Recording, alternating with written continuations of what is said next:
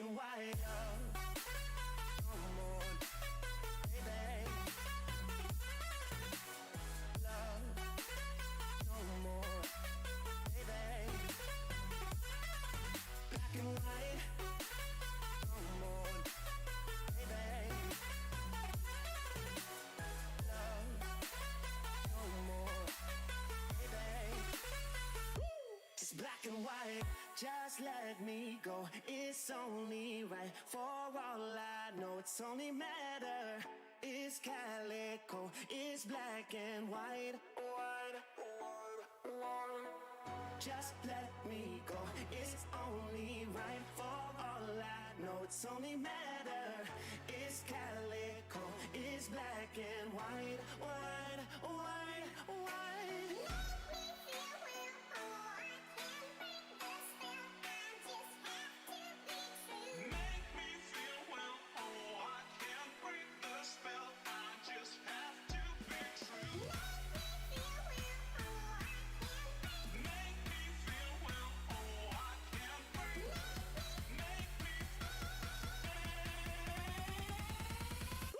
It's black and white.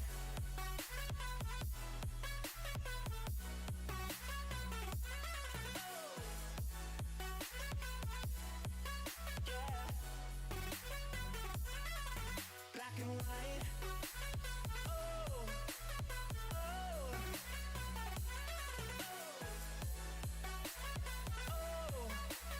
Oh. It's black and white.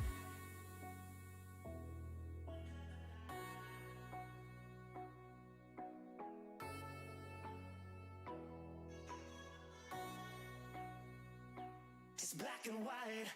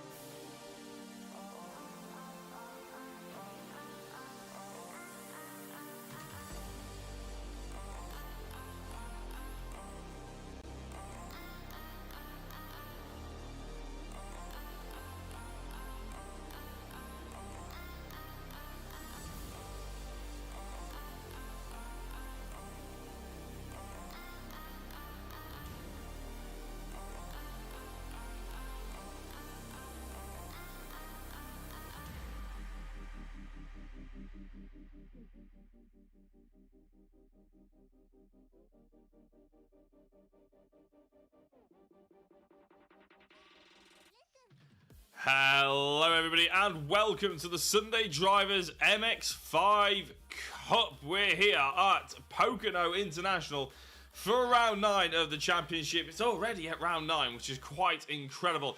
Those eagle-eyed viewers amongst you may also recognise that we have a slightly new name in the commentary box for the third time in the space of a matter of 3 weeks, I think. Well, 3 rounds, I should say. Cameron Hawes is alongside me. Cameron, how the devil are you? Hello everybody, I am very good. I'm just watching some very good racing from these two Borst brothers. It's going to be a good night. I was watching some of these races, I've watched them throughout the week, and yeah, some really good racing all the way through, so I'm looking forward to it. It is indeed. It's classic MX-5 action is basically what we've got for the Sunday Drivers, isn't it? It's door-to-door, action-to-action, and in fact, probably a little bit more door-to-door than some drivers may like every so often. But as Jack Werrell, our usual commentator here on Sunday Drivers, always says, if you've come off Sunday Drivers Club without a few bangs and bruises along the side panels, then you haven't done Sunday Drivers Club properly. Hopefully, it won't be a demolition derby. It'll hopefully just be filled with fantastic racing. But we've got a couple of things to be running through you before we actually get into the evening's racing to start with. So, without further ado, let's go jump in towards what's going to be happening in the championship, or what has happened and how it stands, essentially. Cameron, obviously, you can't see this bit, so I'll just run through it all for the folks at home. As you can see on our results here, last time out at Okayama, the land of the rising sun, Roberto Garcia came away with the most amount of points, and he put it on pole position, which is quite impressive feat in itself. It wasn't too easy for Roberto Garcia, though, because Calacavisto pushed him nearly all the way. A bit of a shame that he couldn't quite get it over the line in terms of his championship hopes, but that does mean that he ends up 3 points down on Roberto Garcia at the end of the night. Xavi Lopez came home third, one of the better races that we saw him in. Michael Elliott, Sander Weert round out the top 5, and rounding out the top 10 was Sander Borst, uncharacteristically further down than we normally do see him. Joe Keaveney in 7th place. Aaron McGrath in his first time ever outing in the Sunday Drivers Club, which actually gave us the idea to give him Driver of the Day, myself and Ed, last time we were covering the series 2 weeks ago. Dave Geddes is in 9th place, and I believe Dave has actually got a nice livery to be showing off in honour of Father's Day as well, so we'll be giving a shout out to him and also all the fathers up and down the country. And Ianor Svetanov, rounded out the top 10. Now, how does that look for the actual championship overall then? Well, you can see that Roberto Garcia is in a commanding position right now, and that's not putting it lightly either. He's got 221 points, and it's putting him firmly into the championship lead. Sander Borst and Patrick Borst are not entirely too far behind the iRacing Netherlands pair, but it is safe to say that Sander Borst is winning of the pair of them. 179 points puts him firmly in 2nd place, ahead of the 148 point scoring of Patrick Borst, and Calacavisto drawing in 3rd place. Michael Elliott is currently level on points with Joseph Keaveney as well, with 125 points to round out your top 5. Chaz Draycott, who's been away more times now, because I can tell you that he's not here this evening as well. He's been away more times than he's actually been here for the Sunday Drivers Club. And one of our fellow commentators at SRW, he sits in 7th place with 116 points still. So even though he's got a fair few wins to his name, although he hasn't turned up, which has unfortunately slipped him right down the order. Stephen Orell and Louis Correa round out the top 9, with Ben Hicks being in 10th place. Well, we haven't seen Ben for quite some time, which means it's he'll probably end up falling further down as we go through the season. Team championships then, how does this break down? You can see that Hispania Racing get an awful lot of points. They get 20 points in full, with Simulation Racing just in 2nd with 19 points. Spirit 14 Racing, and they cascade down. Well, you can see it on your screens right now. That's how many points that they scored through different statistics and everything. Still, no one's quite explained to me how they do actually break down where they come and what the points are given for, but I think it's just finishing position, to be honest, so that's why Hispania Racing got 20 points to their name. Calacavisto came 2nd, so they get 19 points given to them, and so on and so forth. But this is how it all equates to iRacing Netherlands, then, with the 2 Borst brothers involved in 2nd and 3rd in the championship. Well, they're leading the team championship, no surprise there. Hispania Racing, with Roberto Garcia Campos being their lead driver, had 188 points, just 2 points ahead of Simulation Racing League, who have had a fantastic couple of rounds over the last couple of, rounds. 4th was Fast Cars Go Bang, and 5th is Simtech Racing Silver as well, and you can see the rest of them still cascading all the way down to 16th, 17th place as well. And that's basically all the statistics that we've got for you to throw at you at the moment. Normally they put up a fun post about who's got more pole positions, who's got the most fastest laps of SDC history and all that sort of thing. Fortunately, they haven't this evening. So let's bring it back to the actual iRacing and have a little look at what's going on in the practice session at the moment. Sander Weert, the race organizer, is he's running in 1st place. He's still got 10 minutes of practice, but a good couple of laps here in the MX-5, Cameron. I'm not sure how experienced you are in broadcasting MX-5 racing. Is it something that you usually foray into? Not broadcasting it, but racing them for sure. I race IRL, as some of you guys know. I have raced MX-5s. I have a Golf Mark II at the moment. So I know how they handle. I know the sort of moves you can pull off in them.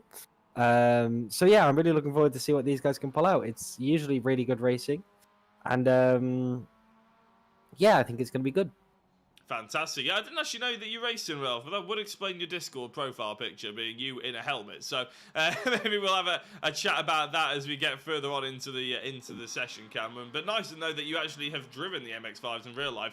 And have you driven them much on iRacing? Can you give us a bit more of a comparison, maybe, on how they sort of drive on the two form, or one in the sim and basically one in real life, or have you not driven it that much in iRacing? No, I've driven it quite a bit in iRacing. Obviously, you have to when you start up because you had no other choice. Now they've added in the Formula V. But yeah, I've driven it quite a bit in iRacing, and it's pretty close. I do have to say, the cars do feel the same through the wheel. Obviously, in the Mazdas, you do really rely on the seat of pants effect, which is just knowing what the car's doing through the seat and through your butt. But on iRacing, unless you have a motion rig, you can't do that. And I don't have a motion rig, so I couldn't do that. So yeah, they do feel really, really similar going through the steering wheel, and they handle pretty much exactly the same, which is just slidey pretty much everywhere. And if you got the power too early, you'll spin. They're quite hard to lock up. So that proves for some really good moves on the brakes, and just flat out racing. This is the entry level to racing IRL and the entry level to racing in iRacing, and it has got to be some of the best racing on iRacing.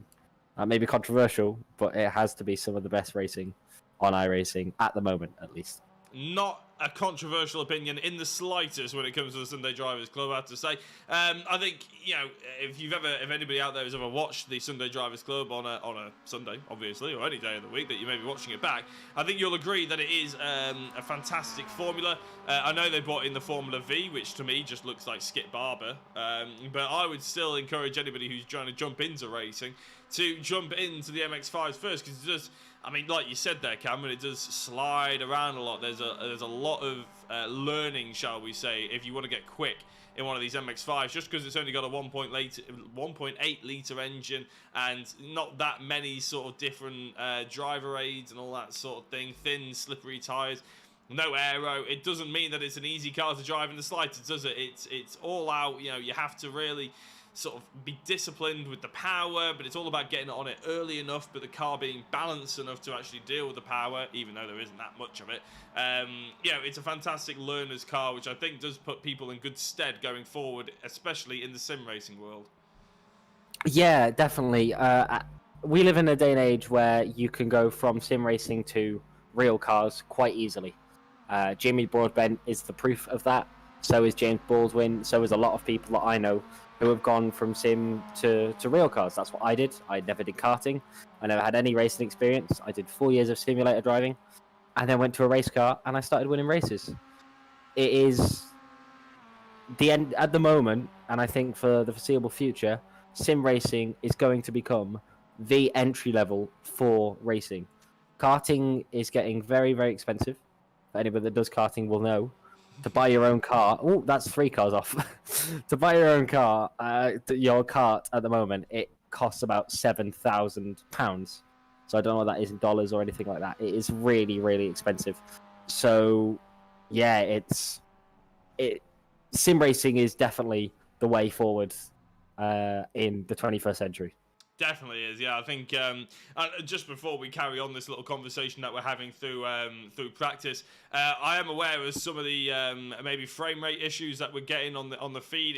It's not your end, it's not your internet lagging. It's just a couple of jumps here, there, and everywhere. I'm trying to change around with the settings slightly because I run a 1440 monitor, 1440 by 1080 monitor, or whatever it equates to. Changed around because obviously we stream in 1920 1080 and it's not quite equated to the best performance, so I think what we'll do is probably deal with it tonight, and because it's not breaking the race or anything, and hopefully it won't break the enjoyment. But if you are watching this and there's a little bit of frame dropping, it's not your feed, it is my game, so apologies about that. But to continue on sort of that karting and sim racing trail of thought, I would say, is we used to do karting back a couple of years ago. I mean, I did a little bit of karting for about 3 years in school stuff. I was lucky enough that the school I went to had a karting team, but it's not a big posh private school or anything like that. It was just a standard high school sort of thing, but it just so happened that the guy in charge of tech thought it was a good idea to put together a racing team about 50 years ago, and it's carried on ever since, sort of thing. So that's where me and my brother started, but then it very quickly, so that was sort of, you could get into racing for a couple of grand a year sort of thing. Like, they give you the kart to borrow, and There'd be other drivers who were using the same karts, and they'd have to change engines and change tyres on the same day and everything. It was fantastic. But then as soon as you wanted to step up towards the club racing and everything, or Super 1 British Championships, or Rotax Euromax or anything like that, all of a sudden you are charging, like, there's hundreds of thousands of pounds. And this was 10, 15 years ago, so it's scary, the sort of stuff that 8-year-olds are spending. Well, not 8-year-olds are spending, but people are spending on their 8-year-old son to go karting in Europe is scary money, isn't it? Yeah, definitely. I have a few friends that do actually do karting. They're going to the World Finals this year, and I was talking to costs. I won't mention their name for privacy, but I was talking to them about costs, and they said they've put over £300,000 in karting over the past 2 years.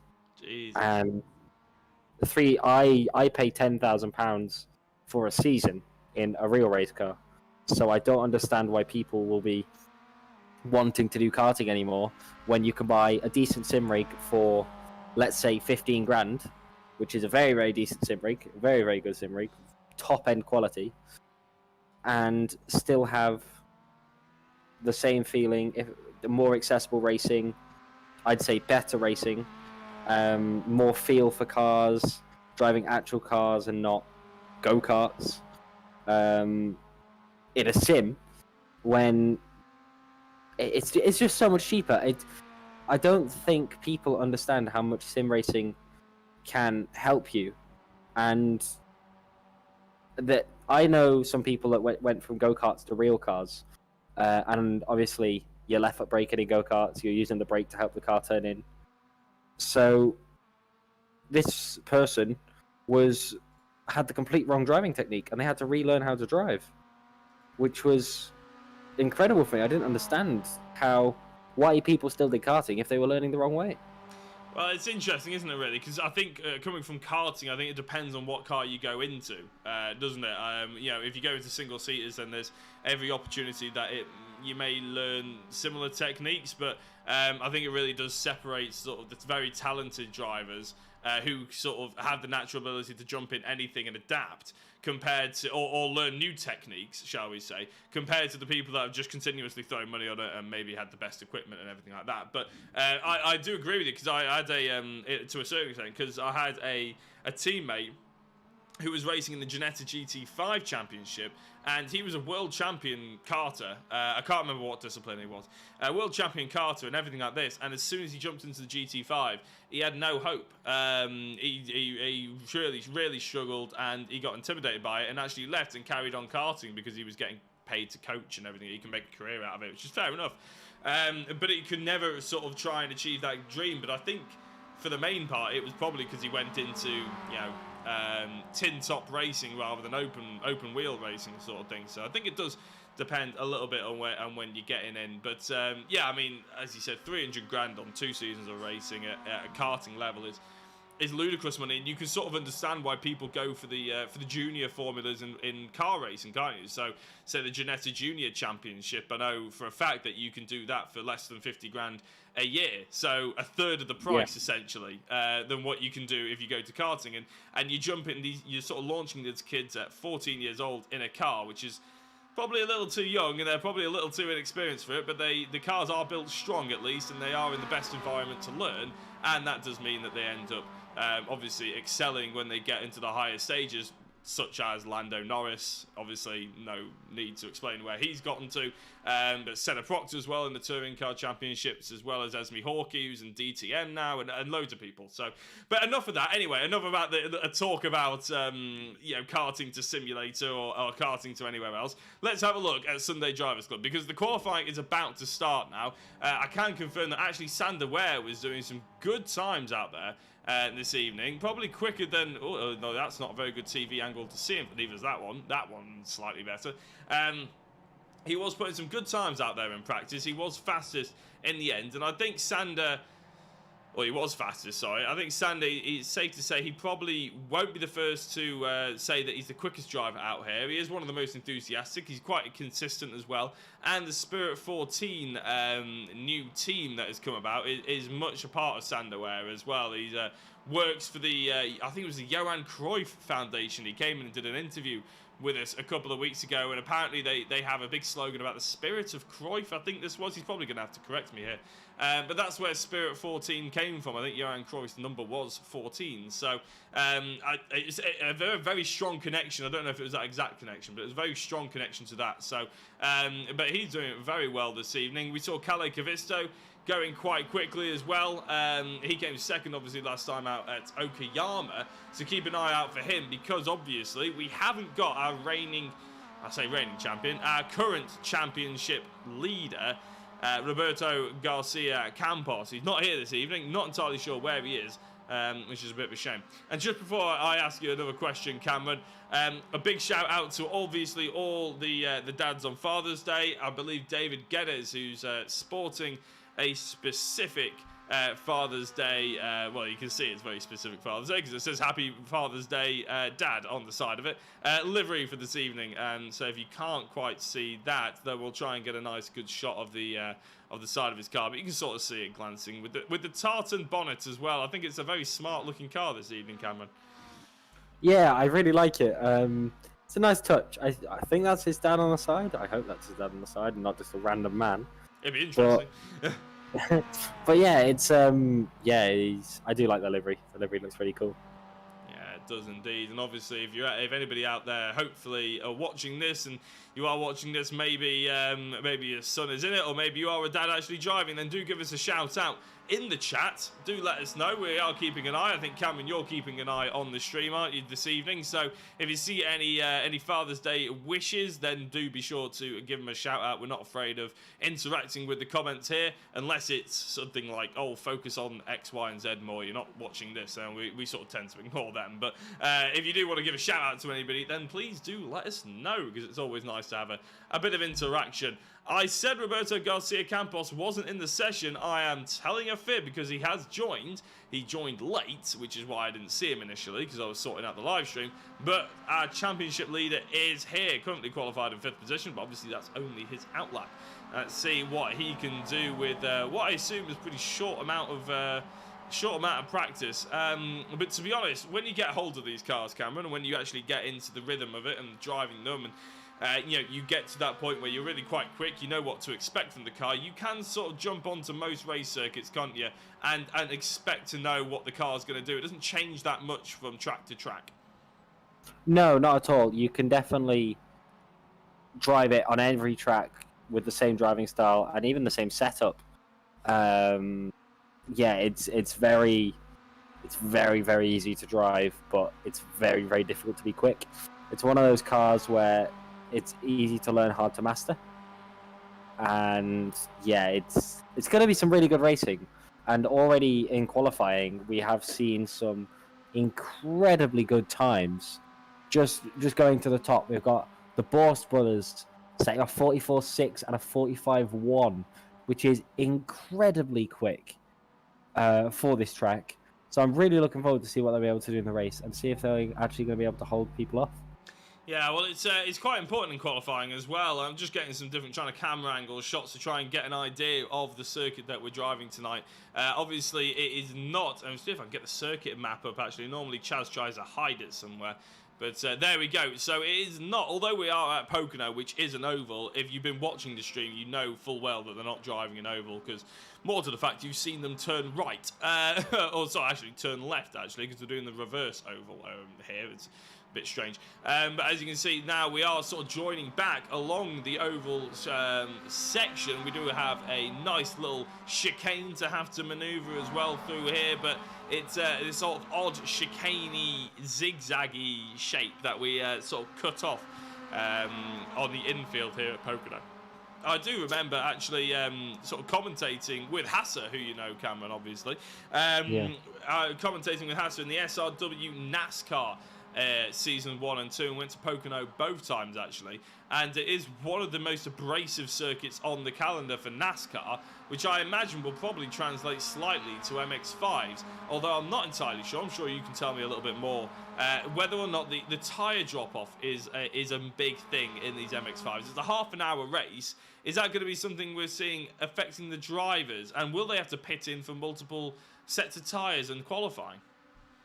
For qualifying, it's probably advised they pit in and change the tyres just to get a new set, fresh set on the car, because then they'll be going quicker. But for the race, definitely not. For the race, they can definitely stay out for 30 minutes on a set of tyres, especially around here. It's really only one side that gets used most. The left-hand side gets used the most around here. So, I mean, we're just going to have to find out. We're just going to have to see what happens. I reckon that they're going to all stay out for the whole race, not pitting. But yeah, for qualifying, it's probably best that they change tyres just to, get a fresh set on the car and be able to push. As I'm just seeing, number 68 Mazda there has Happy Father's Day on the side. Who is number 68? Stephen Arell, that is. Dairy is Scary Racing. You're right, he's rocking the Father's Day livery, isn't he? Yeah, definitely. Good man. I mean, yeah, sometimes the dads are the best form of support that we have for racing and everything. So yeah, Percy Nolman he's got on the side. I might not be his dad, but but yeah, sometimes the dads are the best support in these races. I know my dad usually comes out and helps me out when I'm live streaming and racing. So yeah, I couldn't thank him enough, and I know a lot of people are the same. Yeah, exactly. I think, as I said, I mentioned earlier on that we did a bit of karting back when I was a bit younger, so between when I was about 11 to 14, then I got into handball and came back to racing when I was about 20. But it's I remember back when we sort of used to do it in the schools and everything, Dad would actually run the kart, and that is how people up and down the country sort of get into motorsport. They have their dads sort of mechanicking for them, and it goes away slightly when you get into sort of car racing, I suppose, but people still do it, even in the higher levels of things as well. I know Callum Newsham, he runs in the JCW Mini Championship that goes alongside the touring cars. His dad, Dave Newsham, who was a touring car driver, actually spanners for Callum for the Mini as well. So they're obviously trying to do it on a little bit more of a shoestring budget, but that does bring in this sort of fantastic father-son relationship that looking back on, you really do sort of cherish, I think, which is quite nice. Jordan Svetanov, to go slightly away from the Father's Day thing, Jordan Svetanov, he's about 10th in the championship, but he's got a real good opportunity to score some good points. I think he had a good finish out at Okayama, and it's certainly not a name that you're going to forget, Cameron. It's also a pretty striking livery, but at the moment he's putting in some good times here as well. 44.94, about 3.5 tenths off pole position, which is currently standing at a 144.6, and in fact we'll bring up the best times as well. Since this is qualifying, we don't need to block most of the screen, but that's what we've got at the moment. But yeah, it's going to be very tight, but he's put in some good lap times already. There's every opportunity for improving again, isn't there? Yeah, definitely. He's got quite a bit more time in the car, for sure. And I think he's just easing off now. This lap he was pushing, but last lap he eased off a little bit, just trying to get the temperature back down in his tires, just so he can push one lap more. And then I'm gonna take a guess he's gonna go into the pits after this, and then push on his last set for the last 5 minutes. That'd be the logical thing to do. I was never very good at playing the whole qualifying game, because I would always, I'm not very good at doing just get out there, warm the car up, and then put one lap in and get yourself back in. I could never really just turn it on like that. I'd have to get into a rhythm and everything. So by the end of qualifying, my tyres would be absolutely wrecked, and I'd do my final time on wrecked tyres. I always struggle to do that a little bit in sim racing. It's a little bit more difficult than it looks, I think.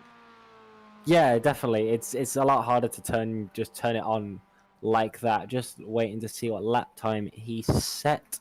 45.1. 45.1, yeah. So no improvement there, unfortunately, and I don't think there'll be improvement on this lap after his turn 1. But just going to Sander Borst, who's P1. His last lap was actually his quickest lap of 44.2, which is incredibly quick. And he's closely followed by his brother, Patrick Borst, who is just leaving the pits now. So Sander Borst just slowing down, and Patrick Borst just exiting pit lane. I wonder if they're wanting to get a draft. That would be quite smart. He's doing practice starts. Okay. So yeah, so Patrick Borst is doing practice starts just to make sure he can get it right. Well, to be fair, it's not a bad call, to be honest, because we have seen some drivers not quite get it right off the start, shall we say. Some people stalling, obviously that's the worst thing you can do. Some people, surprisingly enough, I've seen people on MX-5 starts wheel spin and spin in a 180-degree fashion in an MX-5, which I didn't think was possible because there is no power in these things at all. But I've also seen, and Cameron, you won't have seen it, but just to remind everybody who was involved in the race, and you may have watched the race at Silverstone Southern Loop. I think it was round 7. So 2-3 weeks. Well, no, it would have been nearly a month ago now, a month and a half ago now. Effectively, I'll tell you what happened at Silverstone Southern Loop. I don't know if you've ever driven it, Cameron. There's 2 chicanes off the start. One of them, as we just see Rodriguez running wide because his teammate was parked on the apex. You miss the first apex, you miss the first chicane because it's sort of the it's a bit like Zolder, how there's multiple chicanes at the last corner. You miss the first one, you go for the sort of tighter one just after, but everyone had forgotten. Even after an hour's practicing and 15-minute qualifying at the start of the race, everyone went for the first apex instead of going deeper and going for the second one, which meant they cut the corner and they all got 15-second slowdown penalties. And the people at the back who started in about 25th position, they didn't cut the corner. They sort of figured out what was going on and everything like that. They actually jumped up to about 5th place because everybody had these slowdowns. Hopefully we don't see anything like that, but it was absolutely hilarious. Yeah, I've seen that mistake on quite a few tracks. Just people taking the wrong line coming out of the pit lane. Oh, that is some team tactics. Sorry about that, but that is some team tactics from the Simulation Racing League boys, using their slipstream down the straight, just trying to get that best lap time. Wow. Oh, we just went straight on, look. Yeah, that's a bit of a strange one, going straight on there, because you're absolutely right. I mean, that's what people need to do when you've got SRL Simulation Racing Leagues and you've got the likes of Spirit 14 Racing, which have about 100 cars involved in this series. They don't, they have about 7, but still, it's a lot. You would have thought that we'd see more of this, towing off each other, wouldn't you? Because an oval circuit, it's quite important in NASCAR. It would be exactly the same, because considering these things are basically like bricks on wheels, aren't they, in terms of aerodynamics? Yeah, these things are just... they don't cut through the air at all. It is a road car at the end of the day. So, yeah, it's quite interesting to see what tactics people have going into this, if they're going to get a draft or get clean air. It's going to be interesting. Will be indeed. At the moment, we can give you a brief rundown, although I think the checkered flag drops and then they do get to finish the lap that they're going to be on. Sander Bors, Patrick Bors still locking out the front 2, and Kalikavisto all the way down 5th. In between those guys is Stephen Arell and Iordanin Svetanov. However, we're currently on board with Sander Ware, by the way, just having a look and seeing, because I thought he was going a little bit quicker in Sector 1, but by the looks of it, I am very wrong. He's actually going to be quite a slow lap set by Sander here, maybe a mistake in the end of it. Yeah, 48.008, so very slow. Roberto Garcia Campos. Now, there is no ballast in this championship. There is no... Because he's top of the championship standings, he gets 50 kilograms added to his car or anything like that. None of that, which is why it's quite surprising to find him down in 10th position. Now, the Hispania Racing guys, there is Pedro Marimon Cladera. He's down in 15th as well. But you do have to question why they're not using each other to try and get better lap times. We mentioned the tow before. It's a bit of an odd one, Cameron, because you'd have thought the first thing is you would say, oh, when are you going out the pit lane to your teammate? Maybe we can draft each other. That would be the first port of call, surely. Yeah, the first thing you do is ask when you're going out so you can get a draft, as you said, just so you can get that little bit of an advantage. As we've just seen Scott Angelo enter the session. So Scott Angelo is going to settle up very, very late. But yeah, the first thing you do is ask when they're leaving, so they can get a draft. And obviously they don't want to do that, so they must be confident without the draft.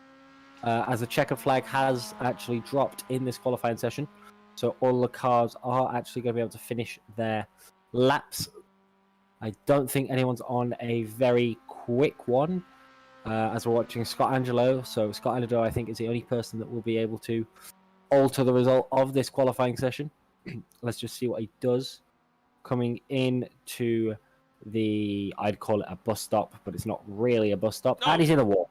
No. So Scott Angelo is not going to be able to set a lap. He'll be starting from the back of the grid. And I think that's the end. And I don't think anybody is going to be able to challenge the grid. I really don't. No, I don't think they are. Victor Oliveira was out for a lap as well. However, he actually ended up coming in about halfway through because he realised that the checkered flag had dropped and he was still on his out lap. Now, actually, having said that, there are still a few drivers out there. Adamola Bacchus, Bacchus even, shall we see where he ends up. I think this is to set a lap time. He's quicker in Sector 2, Amendola. Let's have a look and see if he can set a semi-decent overall lap time. He wants to try and break into the 45s if he can help it. He doesn't quite manage it. He's about 0.3 of a second off his fastest lap, which sees him severely stuck in the 17th position. Michael Elliott comes across the line. He does improve. He goes one better, overtaking Javier Lopez for the Spirit 14 Racing. As I said, about half the grid of Spirit 14 Racing, I swear. The Simulation Racing League and Spirit 14 actually had a fantastic battle with each other. And by the looks of it, Calicavisto, Michael Elliott for SRL. And then you got Javier Lopez and Sander Ware for Spirit 14. It's going to reignite yet again, which I'm very excited for. Yeah, so everybody has come into the pits now. Qualifying is well and truly over. And your grid for this race has the two Borst brothers first and second, which is incredible, with Sander Borst on pole with a 1:44.24 and Patrick Borst P2 with a 1:44.68, which is very, very quick for this. Yeah, it is, and I know there's a big difference between them and their best times in terms of about half a second, which is something we don't usually see. But the Patrick Borst on second position only did it with 2 laps as well, so it's fantastic. Most people did about 7 laps in total. So who we got then? I've got Sander Borst and Patrick Borst, just like Cameron mentioned just before, on the front row of the grid. Stephen Arell and Svetanov 3rd and 4th. Kalle Kavisto rounds out the top 5 with Michael Elliott in 6th. Javier Lopez and Sander Ware 7th and 8th. Mackenzie Mann, Roberto Garcia Campos, championship leader, rounds out your top 10. Peter Reed in 11th. And that is Martin Smith in 12th position. 13th is Henrico Puttenstein with Rob Jackson, Pedro Malamon Cladera, David Geddes, Bacchus, Dalemans, Hain, and Rodriguez Porter rounding out your 20 with Paya, Zell, Angelo, and Oliveira in 24th. And rounding out the field is David Ryan, and I believe we should have Scott. It's Scott Angelo is in 23rd, Oliveira is in 24th, and David Ryan in 25th. And if you think that was probably done a little bit quickly, then I do apologise, but we don't actually get a timer on how long this normally takes. If everybody readies up to the grid, we can start racing within 30 seconds, so or it can take a full 2 minutes. So that is why we run through it so quickly. And normally at the Sunday Drivers, there is about 57 cars on grid or something. I think our record was 42 or something ridiculous. So, but the looks of it, the lights are about to come on, which means we are going to go racing really rather soon, and it will be Sander Borst who's going to take us away as the lights come up, the revs go up as well, and for the first and only time this evening, we are racing, and what a start by Stephen Arell. A fantastic start by him, projecting himself from 3rd up to 2nd, and then potentially back down to 3rd as Patrick Borst looked up the inside of him, but it's going to be Stephen Arell carrying that 2nd place into turn number 3. Eddie Ordney, Svetanov and Michael Elliott are fighting. Elliott on the outside is an ambitious move, but if he can get it tucked up the inside, it's going to be fantastic, which he doesn't quite. Although Svetanov runs wide into the apex, it opens the door for Elliott to come back at him yet again, and we're just in a series of chicanes here. So once you're on the outside, you're going to be on the inside, next corner, outside for next, inside for next, and it's just a continuous loop. But by the looks of it, Svetanov has managed to hold on to that 4th position for now. Yeah, that was a really good start by Stephen Arell, getting the jump on one of the Borst brothers. It was incredible to watch. Just getting the jump on Patrick Borst, from iRacing Netherlands. And with the draft down this straight, big crash there for number 33 of Henrico Puttenstein. And who was the other one? Number 22 of Peter Reed from Simtech Racing Silver. That's a shame. They qualified quite far up the order. So, yeah, Peter Reed losing 9 places and Enrico losing 8 after that. That's a real big shame for them. As we hop back to Stephen Arell getting under attack from Patrick Borst. I wonder if Patrick is going to try and send it into the first corner. Could I be think he interesting. might. He's got the draft all the way down the straight. He's getting that nice slipstream from the Mazda. Stephen Arell cutting the air. He has the speed. Is he going to move to the inside? I don't know. He's not making it clear. I don't think he is going into turn 1. Unless he is going to do it very, very late. Oh, wow. Very, very late on the brakes there from Patrick Borst. Is he going to get the move done there side by side through turn 1? And, oh, a big slide there from Patrick Borst. But he gets the move done from Stephen Arell. What a pass. Yeah, fantastic, wasn't it? And I was just about to say, it doesn't look like the slipstream is really affecting them that much, because I'd have thought that that would be a lot easier for Patrick Borst. But actually, he had to slam the brakes on nice and late. To be fair, he did come back from about 0.4 of a second behind the driver. But that just goes to show, it's like flicking the DRS on, isn't it? For any F1 fans out there, these cars do... they slipstream so well, they pick up a toe so heavy that it is like flicking the DRS. You get about 10 kilometers an hour difference between them. But yeah, it is Patrick Borst and Sander Borst back in the lead, and Patrick in second, Sander in first, of course, and Stephen Arell back down to third, which doesn't seem quite fair after that amazing start off the line that he got. No, but that is racing. He has got his turn now. Moving back to mid-pack, we have the 3 cars of Roberto Garcia, Campos, Alvaro Rodriguez Porta, and Amanula Bacchus having a battle. They're going to go 3 wide down the straight. Remember, guys, 3 into 1 doesn't go. 3 into 1 does not go. Are they going to hold it 3 wide into the corner? As number 19 braking quite early just to get around. Oh, around the outside there from the Spirit 14 car. That is incredible. Alvaro Rodriguez Porta going round the outside of Amunula. That was an incredible move. I did not think he was going to get that. But it is extremely close at the moment. All of them trying to use that slipstream to the maximum that they can. This is going to be a very close race. And there's only lap 2. Yeah, I mean, this is standard Sunday Drivers MX-5 racing, to be honest, isn't it? It's brilliant to watch, and it's all action. And thanks to the fact that you do have this heavy slipstream effect, it keeps everybody within touching distance as well. I mean, Sander Borst, he came out there and he set a pole time that was half a second quicker, basically. About 0.4, but we'll give him half a second quicker than Patrick Borst. And, yeah, that's first to second place. 0.4 of a second, you never see that in Sunday Drivers Club MX-5 racing. You know, that's a monumental gap. Normally, that would separate 7 drivers or something ridiculous. But today, it's separated first and second.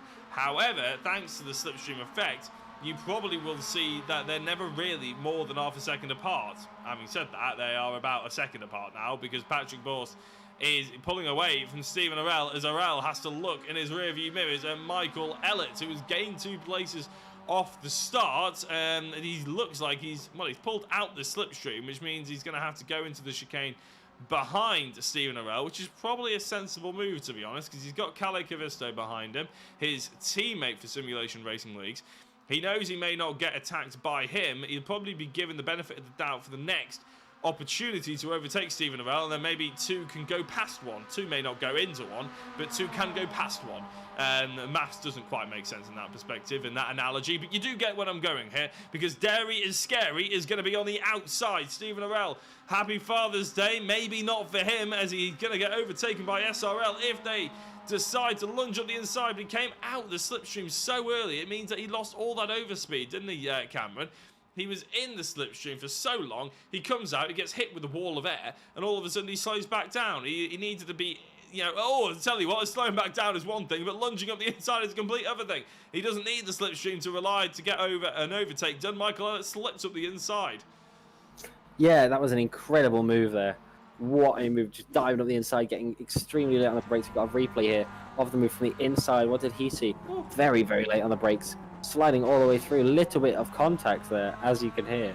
But what a move there from Michael Ellett. I mean, that was to be honest, it was opportunistic, because But Stephen Arell, he just opened the door, didn't he? I mean, realistically, he knew that Elliott was there, probably didn't expect him to go to the inside.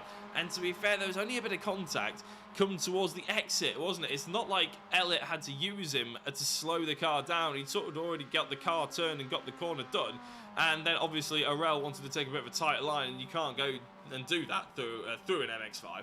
So yeah, fantastic driving by Elliott, as we see a couple of sim racing league, not sim racing league, sorry, it's Simtech Racing drivers and Andre Zeller, I believe that is, and no, it's not. I'm not entirely sure who that is. I think it's Sven Dalemans. Just getting a little bit crossed with each other. Roberto Garcia Campos as well. He's up to now 11th place, but he started in 10th. So actually, he's lost 2 places. Now he's only lost 1 because he's overtaken Martin Smith, I believe it was. But Pedro Manamon Cladera, his teammate, is just ahead of him. And it's not going Roberto's way so far. I think he's maybe suffered a little bit with the lack of practice, as Martin Smith shows that he wanted to go the outside, did the old switcheroo, and has come back towards the inside. Yeah, that is a classic racing move in the Mazdas, as he's going up the inside of the straight, gets all of that speed from the draft. Is he going to get the move done as the number 19 car of Victor Oliveira is braking extremely late into that corner. Sorry, hang on, I'm lost. That was Roberto Campos. Roberto Garcia Campos. Sorry about that. Number 19 car of Roberto Garcia Campos, braking extremely late into the first corner. I really thought he was going to get that move done, but fortunately just stuck behind now. I wonder if he's going to get it done next time he's on the straight. There's not many moves in the corners on this track because people just play it safe and wait for the straight, which is a shame, but that's the nature of the track, so I guess that's how they got to play it. Yeah, well, it's a bit of a shame, isn't it? Because when you have about 24 different rounds or whatever there is in this one, you know, and they try and keep it so you access as many of the free tracks as possible in their calendar, because obviously they're using a free car. It is essentially an amateur series. I mean, Cameron, I know that you are familiar with how iRacing works, but if no one out there is familiar with iRacing, or if you're watching this because you're supporting someone in the series but you're not entirely sure who they're racing against or what kind of level the series in, you know, put it this way, it's not top split Le Mans. It's nowhere near that sort of thing. It is based for sort of people who want to enjoy themselves. It is a championship, so people do enter to try and win. But is this Victor Oliveira? It is Victor Oliveira overtaking Roberto Garcia Campos potentially. So Martin Smith's actually pulled away, and it looks like Oliveira, who started, by the way, all the way down in 24th position, looks to be trying to take the championship lead in the multicoloured. It looks like Joseph in the Technicolor Dreamcoat, doesn't it? That one, the MX-5. As there's contact between Victor and Roberto Campos. Campos coming out to the lesser with Amanullah Bacchus as well coming back to have another go. We saw these guys dicing a little bit earlier with Bacchus falling a little bit further behind. Garcia is bleeding positions right now. But to go back to what I was saying before about the sort of level of the drivers that we've got here tonight. In iRacing, you get given, as with most simulators, you get given sort of a standard level, shall we say. So let's say you just qualify in iRacing after your rookie seasons with 1500 iRating. That's what it's called. It's the point system in iRating. To put it very simply, as Victor Oliveira goes wide there, if you win a race, you might gain 100 iRating. If you lose a race, you might lose 100 iRating. And if you come somewhere in the middle and you don't do anything spectacular or crash or anything, you might stay equal at 1500 sort of thing. And obviously the top guys, they win and win and win, and they progress up to about 5,000, 10,000 iRating or something ridiculous like that. It's a stupid kind of ratings that we got going on in the top split of Le Mans.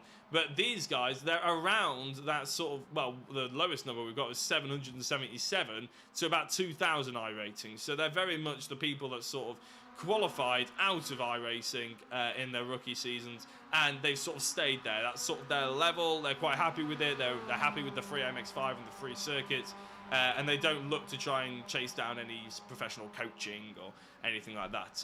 Just so everybody is aware, and that's why, you know, sometimes that kind of racing can promote the most exciting, can't it, Cameron? Yeah, definitely. It is. Some of the racing can be extremely close, and yeah, it's you can have a difference in iRating throughout the whole field, but the racing can still be neck on neck. Neck and neck, I believe the saying is. Neck and neck. I can't remember. It can be very, very close. As you can see here, with number 60 and number 5 of Stephen Orell. Stephen Orell? Yeah, Stephen Orell and Sander Ware. Yeah, Sander Ware, sorry.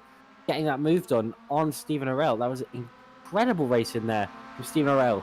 Just waiting until he was a little bit off guard and then absolutely setting it up the inside. But I think Stephen got a slowdown because he's running very high up there. Unless he's trying to get the run onto the straight.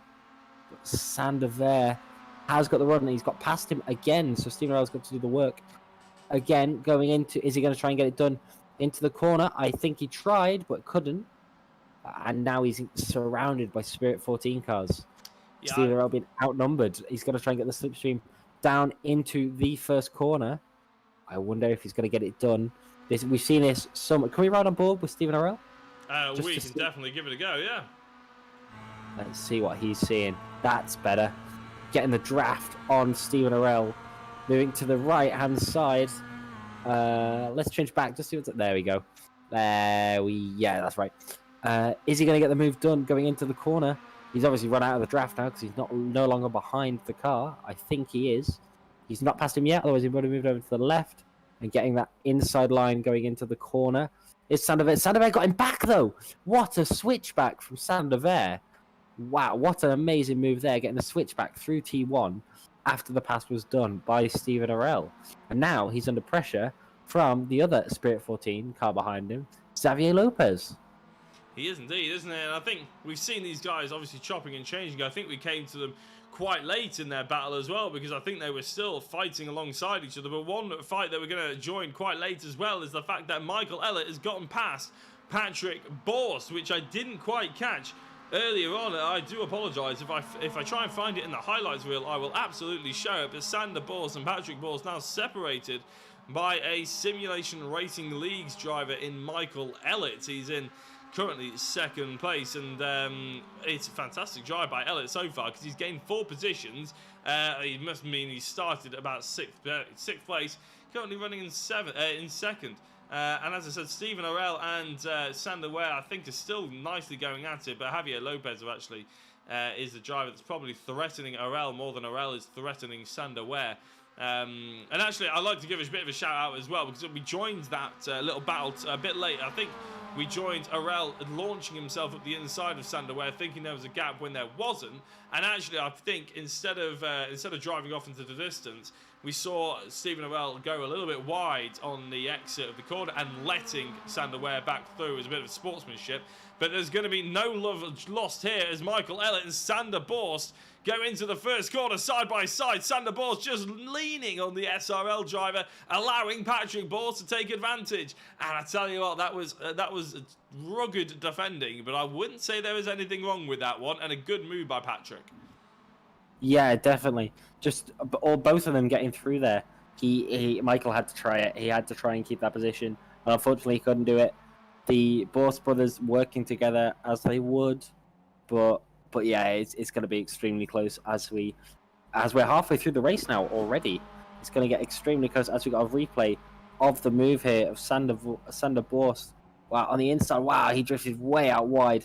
They did touch as well. That's what forced him onto the grass. And then just letting his brother through. I think that will be a steward's inquiry at the end of this race.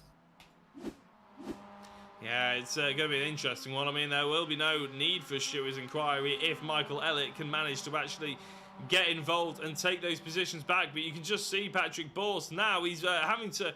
Well, he came off the throttle because he didn't want to go into the back of his brother, which is just... I wouldn't say left the door open, but it's certainly put him into a dangerous position to try and get attacked by Michael Elliott and Kalle Kavisto. Now, we saw SRL fighting really hard. Last time out it was with Spirit 14 drivers. Well, today it's with the iRacing Netherlands drivers, and I'm pleased to say that they both now have their liveries as well. I'm not sure what had happened over the past couple of rounds, which means we couldn't see, I think it was Patrick Borst's livery, but I'm pleased to see that we've got both of them here looking as splendid as ever, and Michael Elliott is looking to separate them again. Is he looking to take both of them into the first corner? No, he's settled for one. probably quite good. You don't want to get too greedy, and this time he actually gets the car rotated and turned back in as well to try and cover off any switchback like we saw between Stephen Arell and Sander Ware before. But a good race by these guys at the front right now. Doesn't look like Patrick Borst quite has the pace of his brother, but Sander Borst, maybe he's going to find himself in a little bit of trouble, because Elliott certainly won't lift off and coast like we saw Patrick Borst do if he gets some overspeed into a corner. Yeah, I really don't think he's going to slow down at any point in this race. It is going to be incredible to watch, to see what these guys are going to be doing near the end of the race. I reckon there's going to be a massive accident at some point.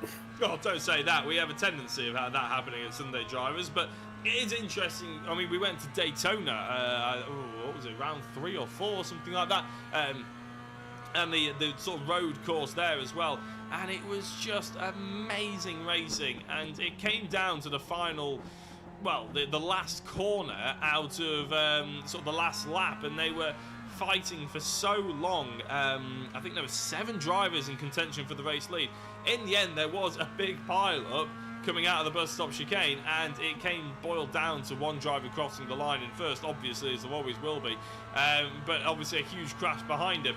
As Michael Elliott is now looking, you can see the overspeed on your screens now, but as we cut to the longest shot, it's not the most involved camera in the world, but you can see a good perspective of how quick and how much further ahead Michael Elliott is as they cross over the line going in towards the first corner. It is going to be Elliott into the lead, I think. No, Borst just about holding on the inside again, but look at that. Unlike last time, Elliott didn't get his wheels stuck on the outside of the course on the grass. He managed to grip them up on the tarmac and get, again, that car turned in so he could stave off the attacks of Patrick Borst. But again, Sander Borst just about holding on to his race lead. But it's inevitable, isn't it, that Michael Elliott will just keep coming back. Yeah, he's going to come back at lap after lap after lap. He's got to put them under pressure for them to make a mistake.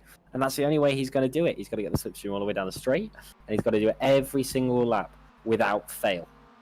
Well, you say lap after lap after lap. Well, there'll only be one more lap after that, actually, because we are on lap 11 out of 15, which is quite sensational, really, which means we probably, well, we're not going to get anywhere near the 30-minute mark, which these guys always do set. It's either the lap times or the actual timer, but by the looks of it, we're not going to get anywhere near the timer, so let's take that away. We are on lap 11 out of 15 for the evening's racing then, and it is still Sander Borst who qualified on pole position. Interestingly enough, there are only 2 drivers out there at the moment who have stayed where they started. One of them is Sander Borst, the other is Xavier Lopez of Spirit 14 Racing. Neither have had it quite so easy as that would suggest, though, because Michael Elliott is putting an enormous amount of pressure on Borst, who's gone instantly. That's the sign of a man who knows he's getting the overspeed, isn't it? As he's gone so defensive going towards the pit lane. Yeah, he's got to defend every single lap, and he has actually put Michael Elliott on the outside. So that was a really good move from him.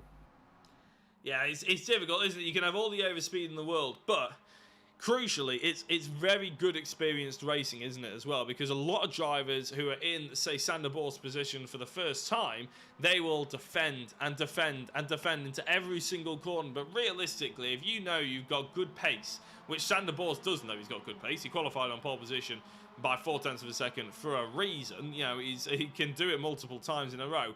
But he knows the slipstream is so difficult, so that he knows there's only 1, potentially 2 places on the entire circuit that Michael Elliott will have the beating of him, and that is into those 2 corners at the end of the straights, isn't it? So he knows they're the only 2 corners he realistically needs to defend on. So he just puts his car in a position which makes Michael Elliott make the harder choice to go around the outside, and Sander Borst just takes all the space in between and tries his best to carry momentum, and that's a sign of an experienced driver, Cameron. Yeah, definitely. He knows what he's doing, for sure. And he's proved that in this race. And I really do think it's going to be a fight to the end between these 3 drivers. Not just 2, these 3. And it's going to be incredible. Tell you what, Cali Cavisto is getting insulted there. He's thinking, am I not invited to this party? Come on, I'm in with a shout here. I'm in for a good opportunity and getting a podium at least. But right now, he isn't making any kind of moves. And to be honest, I think the top 2 are just about pulling away, using each other to try and pull away. We're going to start the 13th lap. And again, the SRL drivers are struggling to get past the iRacing Netherlands drivers.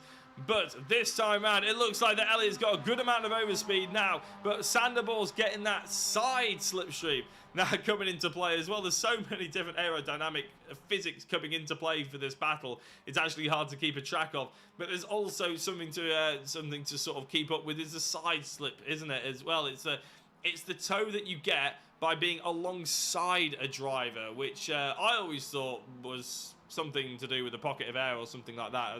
Quite complicated. I wasn't ever sure, really. But I was reliably informed by Ed May, one of the commentators here on Sim Racers World, that did actually cover the last Sunday drivers at Okayama with me, and that he would actually it's due to the car pushing the air not only over him and creating a pocket of bubble air alongside you, behind you, you also push the air quite drastically sideways as well in a very badly aerodynamics car like the MX-5, which allows a pocket of air to come alongside you as well, which if a driver takes advantage of, like Sander Borst, you can sort of visibly see here, it's it can be advantageous as well. So it's quite clever that iRacing mimics that kind of physics as well as the slipstream.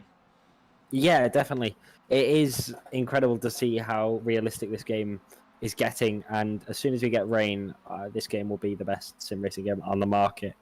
But we're getting to the straight again. We know exactly what's going to happen. Michael Elliott needs to get to that inside line, otherwise he's not going to get the position. And I think Sander Borst has figured that out as well. I don't think Michael Elliott is going to get that inside line. He's hugging the inside line. There is still a little gap. Is he going to go for it? No. He really does need to get that overspeed and then get the massive cut in, run all the way out to the left, just like that. Brake as late as possible and cut in and go nearly up the inside there for Patrick Borst. And is he going to get the move done? No, Patrick Borst gets around him as well. So now you got two Team Netherlands cars in front. And he's tapped him. He tapped Patrick Borst. Oh, this is going to be close. Side by side, coming through turn 4. Is he going to get the move done? No, he isn't.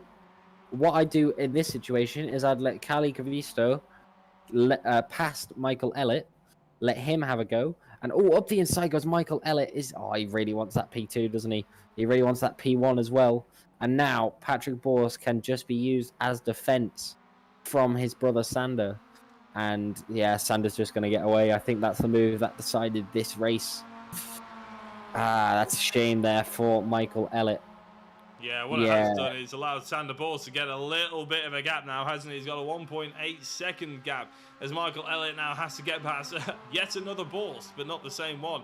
Patrick Borst, he's lucky he's got a lot of overspeed. He has to brake early. He has to dab on the brakes there because he didn't want to go up the inside of Patrick Borst at that particular corner, because that would ruin his run onto the next straight, wouldn't it? And that would lose out opportunity. But because he did that, because he had to check himself up, he's actually ruined himself anyway, because now there's an 8/10 gap between himself and Patrick Borst. A little bit further down then, Martin Smith and Pedro Marimon Cladera, nice and close to each other, but I think we just saw one driver going straight on. I'm not sure who that was, but Roberto Garcia Campos has made his way from 11th, fighting and bleeding places, up to 8th place. So worth keeping an eye out, and a big shout out to Roberto Garcia as well. He's recovered pretty well on this race, but it's still not the evening that he was probably hoping for, as we're on to the white flag lap, so it would only be rude not to cut back to this lead back.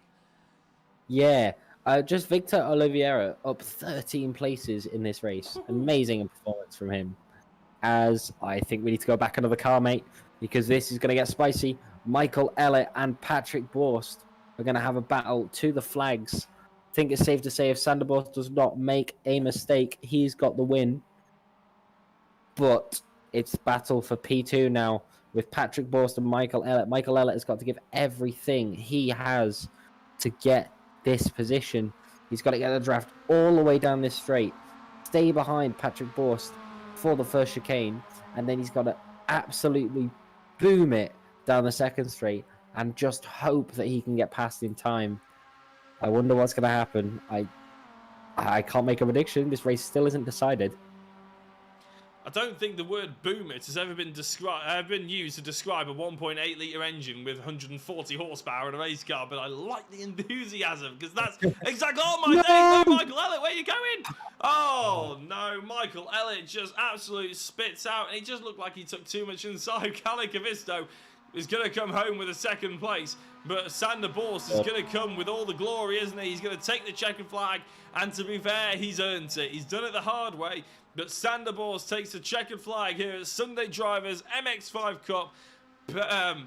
Oh my God, Pocono. I was going to say Piccolino, then Pocono International. A fantastic drive by both Borsts, it's fair to say. They qualified first and second, and that's exactly how they finished. Michael Elliott, well, Sim Racing Leagues did get a third place, but it wasn't the driver you would have expected.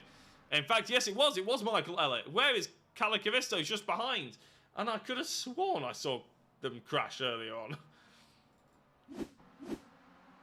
Here's Michael Elliott, who somehow, he clipped the inside. It wasn't even a curb. He drives off the circuit, comes back on. Now, we saw Kalle Kavisto go past him. Does Kalle then check up and allow Michael Elliott to come back through? I think he does, yeah. Because Michael Elliott has more chance of the championship. Yeah, that's Kalle Kavisto going Or is Kalle very Kavisto slow. out of fuel? That's Kalle Kavisto. He's about to come up to the side of, and yeah, he's coasting, isn't he? And he's letting Michael Elliott through, so that is why, that happened basically. Unless Kalle Kavisto was out of fuel, but he's driving now, so I don't think he was. I think he did just lift off. I think he just had a big lift off, didn't he? As the rest of the drivers are starting to come across the line now. We will give you a full rundown of the race order, but sorry we didn't see some of the other drivers coming across the line. I was just so confused as to how Michael Elliott had got past Kalle Kavisto, but we did see how in the end. So that is the race. That is the one and only race we have for this evening, which is a bit gutting because, Cameron, this is obviously your first time here. But you have to admit, it's infectious, isn't it? This MX-5 driving and this MX-5 racing on a Sunday Drivers Club. And you almost want more of it every single time. Yeah, definitely. It's some really good racing. There was some really good racing tonight. And the Borst brothers definitely showed their strengths and their weaknesses. And yeah, Michael Elliott was trying to take advantage of it. And he nearly got there, but just pushing too hard on the final lap just made him spin. He did indeed. So, confirmation of the race results, and Sander Borst, 0.3 of a second ahead of his brother Patrick Borst. In third place was Michael Elliott, who, to be fair, I would say probably deserved it in the end when everything comes down to it. But Kalle Kavisto, it's safe to say, handed it to him. Actually, I'd say Michael Elliott was probably lucky not to finish further down the order. And it just goes to show how far ahead the top four were. Ahead of Sander Ware, who rounds out the top five, ahead of Stephen Orell. That battle is how that finished. That was a fantastic little tussle we saw earlier on. Javier Lopez for Spirit 14 Racing ends up in 7th. Roberto Campos, who we saw bleeding positions down almost in 15th, managed to recover up to 8th. He got some pace in the car in the end. In front of his teammate Pedro Manamon Cladera in 9th place. Martin Smith rounds out the top 10. Victor Oliveira was up 13 positions, as Cameron said before, up to 11th. Amanullah Bacchus was in 12th. Sebastian Hain in 13th. 14th, Alvaro Rodriguez Porter, with Mackenzie Mann in 15th. Peter Reed, in 16th. Timo Paya in 17th. And David Geddes was in 18th place. Rounding out the field was Henrico Puttenstein, one lap down. We saw him with an earlier incident. Sven Dalemans also in 20th place, a lap down. Scott Angelo, 21st place. He was also a lap down. Rob Jackson, Eliordin Svetanov, Andre Zelle, David Ryan all finished with plus 1 lap down. Plus 2 or more laps down. In the orders that you can see on the screen at the moment: 22nd, 23rd, 24th, and 25th. And I don't believe David Ryan even made the start, which is why he ended up in 15 laps down. And so yeah, that was an intense evening's racing, especially in the top four. But there were good battles all the way up and down the field, Cameron, and that's sort of it's not just Sunday Drivers that's like that, is it? It's all MX-5 racing and sort of lower league racing. It's wherever you look, there's going to be action. Yeah, definitely. It was some really, really good racing, and I see we have some drivers for interviews, but I am going to have to let you do that, mate, because I do have to head off. Yeah, no worry, Camden. It is actually about close to midnight for Cameron, so we will let him off with that one. So we'll wish you all the best, Cameron, and we'll speak to you later. Yeah, speak to you later, mate. Thank you for the racing. It was really good. Fantastic. And while we say goodbye to Cameron, we can say hello to our third place man, albeit it was a slightly cheeky third place in the end, Michael Ellett. I can't say that you didn't deserve third. You probably deserve slightly better, to be honest. But Calais Cavisto did give you a little bit of a favour across the line there, didn't he? No, he did. He did. Yeah, absolute gentleman of note. I even gave him a little bit of a moan after the race and said to him he shouldn't have done that. But yeah, Calais, absolute true gentleman. And yeah, you know, it was a mistake of my own. So very, very kind of him to do that. Well, I mean, there's no denying it was a mistake. It seemed to be an unusual sort of attitude of the car, I would say, coming off that curb. But having said that, the race tonight, you were absolutely flying through the order, weren't you? I mean, I think you started in 6th place. You were obviously fighting for race lead with Sander Bors for so long. You know, you just couldn't quite get the braking into the first corner ahead of him, did he? He was defending ruggedly, shall we say. Yeah, that's exactly it. I was a bit disappointed in qualifying, to be honest. Was expecting a bit more from that. But then, yeah, I knew I had to be aggressive at the start. I was just a bit worried that the front guys were going to get away. But then, yeah, epic battle with both Sander and Patrick, and then obviously later on, Calais also joined in. But yeah, as you said, Sander just seemed to be the braver out of the two of us going into turn one. I just couldn't get late enough on the brakes. And then, yeah, it was absolutely brilliant of them, of Patrick Boston, second last lap. To get the position back and then put me back under pressure. And then as for the last lap, you were talking about the mistake. Yeah, I just simply got on the power too early coming out of that chicane.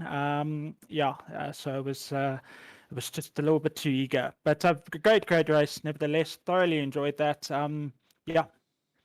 Well, I'm glad to hear that you thoroughly enjoyed it as well, because there were a few moments where we thought there was a little bit of contact or maybe a little bit of pushing wide, but you saw no malice in any of it. You were happy with the standard of racing and you enjoyed the night as a whole then. Yeah, definitely. I thought it was great. You know, me, Sander, and Patrick and Calais were in close combat for probably 10 laps of the 15 laps. You know, and I think I came away with 4 incident points, and that was predominantly all off track. So yeah, I mean, I think the standard was great. But yeah, well done to both Sander and Patrick. Yeah, you did come away with 4 incident points there in the end, but you're right. I think 2 of them came because of that off track that you had right on the final lap, which was a real shame. Obviously, ending that battle a little early, but probably Patrick Bors was probably sighing a big sigh of relief after that one, because I think he probably knew that you were going to have him going into the finishing line. Michael, before we let you go, it was a fantastic race by yourself. Is there anybody you'd like to give a shout out to today? Yeah, thanks. Yeah, to SRW, great broadcast as always. It's really a world class performance. To Sander Ware for the brilliant league that he's put on. To both the Boss brothers, thoroughly deserved the top 2 steps. My teammates, once again, absolute gentlemen. So really thanks to him. And then yeah, just to my folks who stay up late in South Africa every third Sunday religiously. Wow. To watch a boy play some games, and then of course it was also Father's Day today, so happy Father's Day to my pops, and then also to my beautiful girlfriend who lets me do this hobby religiously. So yeah, thanks very much. That's fantastic. Can I just ask, do you have any idea what time it is in South Africa that we're watching this then? I don't know the time difference. Yeah. So it's 11:45 in the evening. So yeah, it's a work day tomorrow, so quite late. Wow. And if I'd won it definitely wouldn't have been champagne, but it definitely would have been a nice cup of tea. Well, hopefully they're having a nice cup of tea and enjoying themselves anyway. Michael Ellett, thank you very much for coming in, and congratulations on the 3rd place. No, thanks very much. That was Michael Elliott, and what a lovely gentleman he is as well. I don't think we've spoken to him before. Just one last driver that's in the interview waiting room before we say goodnight to you all at the moment, and that is Victor Oliveira. Now, Victor, you may not have come in the top 3, top 5, or even top 10, but my God, you look like you had an enjoyable race. Victor, are you there?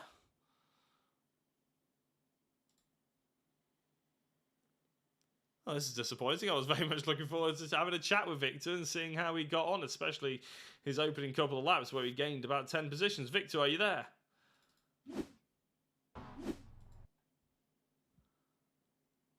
Well, it doesn't look like Victor is with us, unfortunately, which... oh, no, he's trying to talk.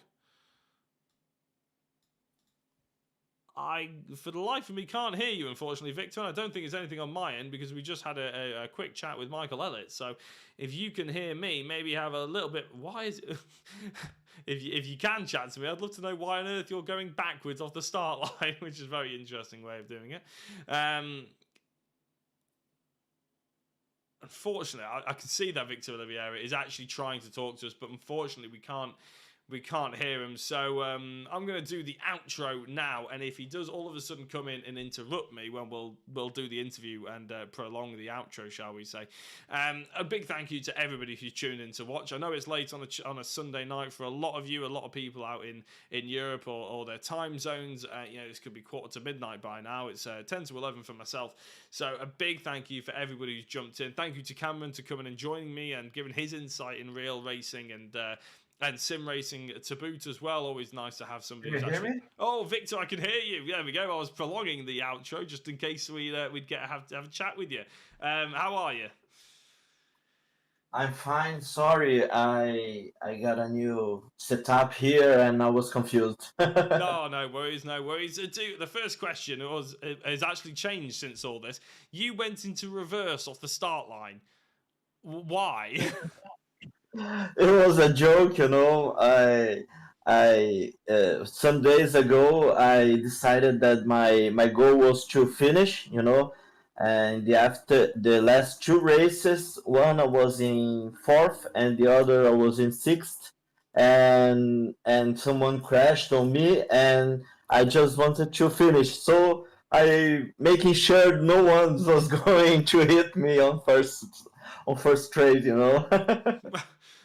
Well, you certainly finished. I'll give you that one. And you finished darn well as well, didn't you? Because you came 11th in the end. You gained 13 positions, even with going in reverse off the start line. That's a pretty spectacular result.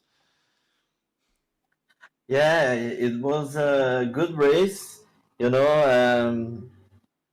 the middle, I was fighting with Sebastian Hein and trying to help Aman Bacchus from Fast Cars Go Bang, and thankfully I was right, and we finished 11 and 12. Well, I was going to say, it looked like a fantastic battle. Unfortunately, we didn't really catch much of it because the front four was so intertwined. They were so sort of brutal with themselves. Was it a plan then? Because you said that you'd crashed out a couple of times in previous rounds. Was it a plan to qualify at the back, or was it just you didn't get in the session in time? No, it was the plan.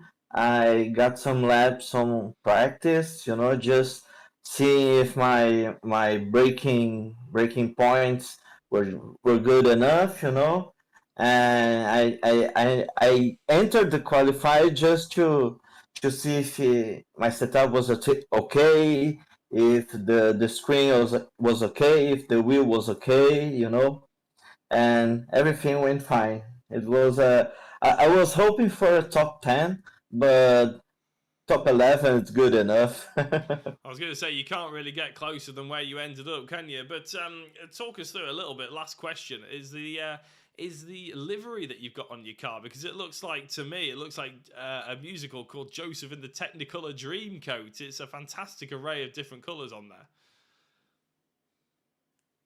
Actually, this livery is so we can celebrate Pride Month. That is June.